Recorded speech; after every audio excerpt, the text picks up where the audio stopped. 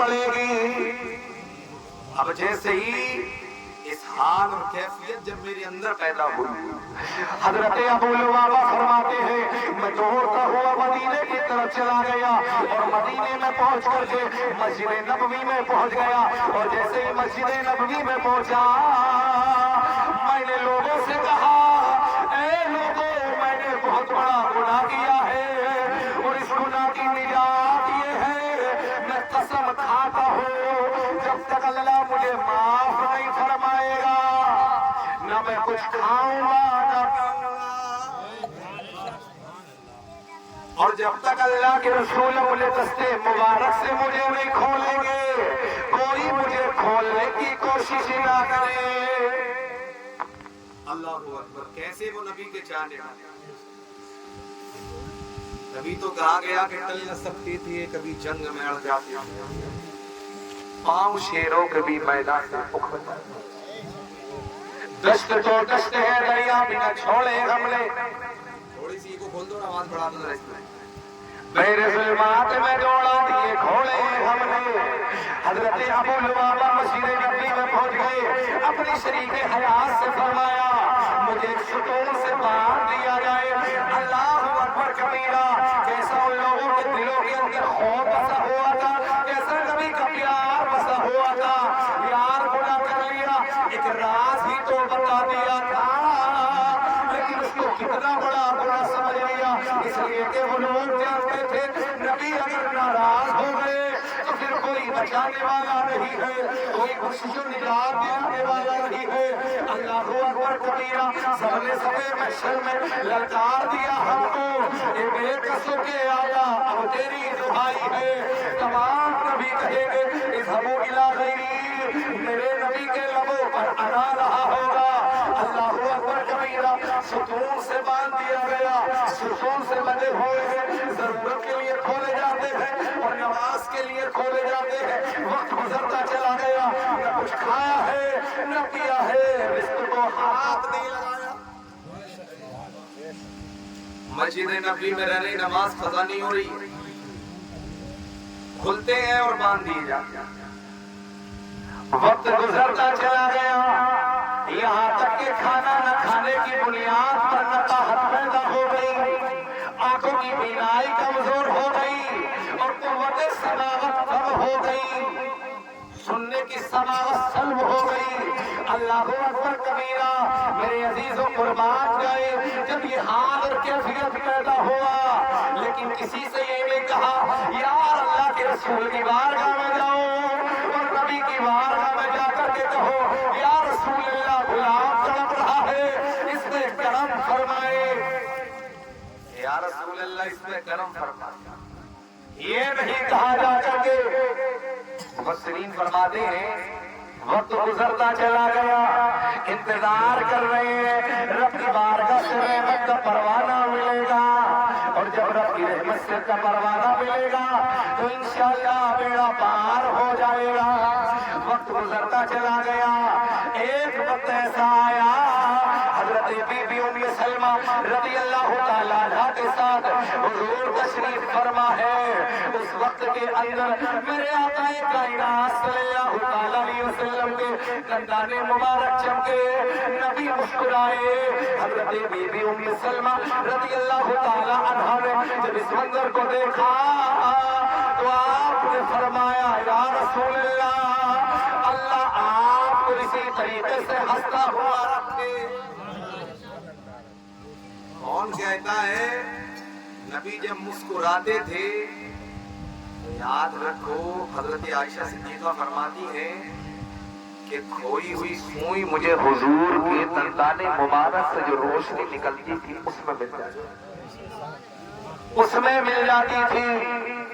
नबी जब मुस्कुराए मेरे आका मुस्कुराते हैं।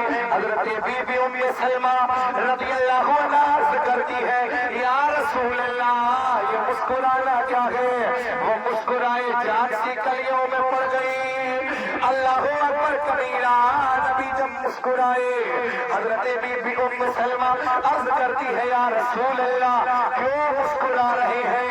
मेरे आका ने फरमाया ए मेरी ज़ौजे मोहतरमा, क्या तुम्हें मालूम है اللہ تبارک و تعالیٰ نے حضرت ابو لبابہ کی توبہ کو قبول فرما لیا ہے. حضرت ابو لبابہ کی توبہ کو قبول فرما لیا اور توبہ جب قبول ہو گئی تو یہ بھی خوش ہو گئی.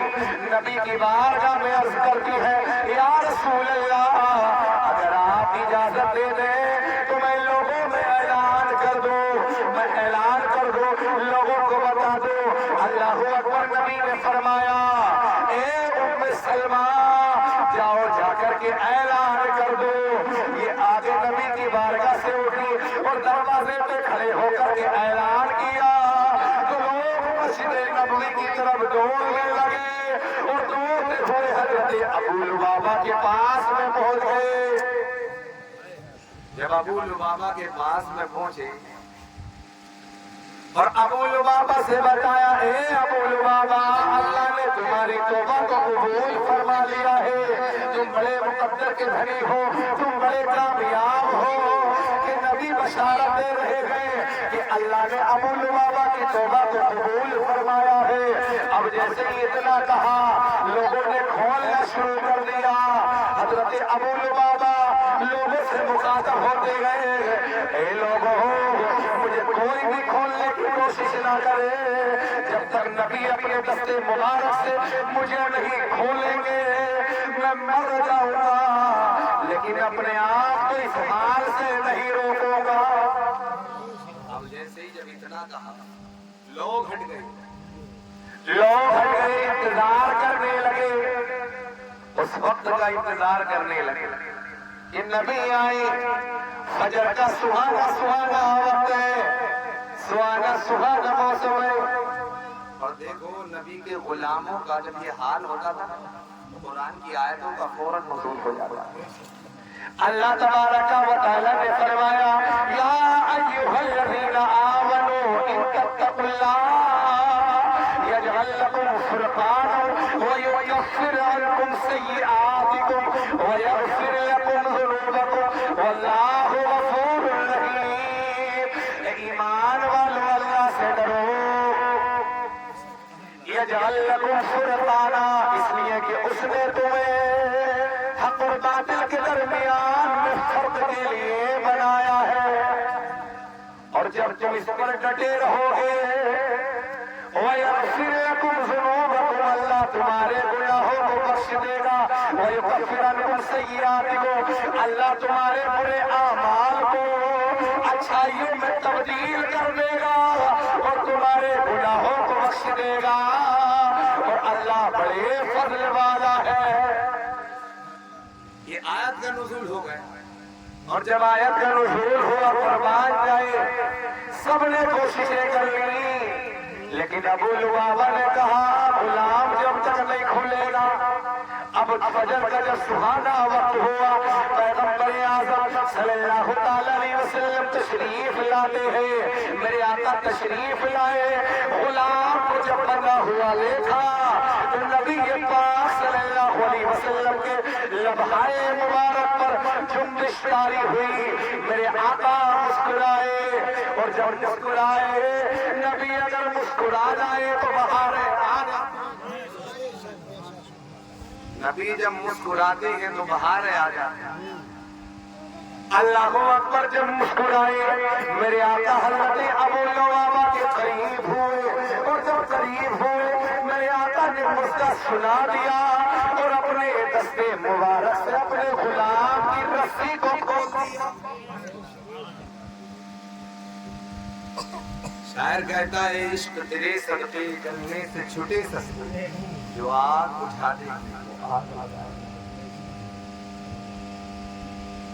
اللہ اکبر کبیرہ. ایک صحابی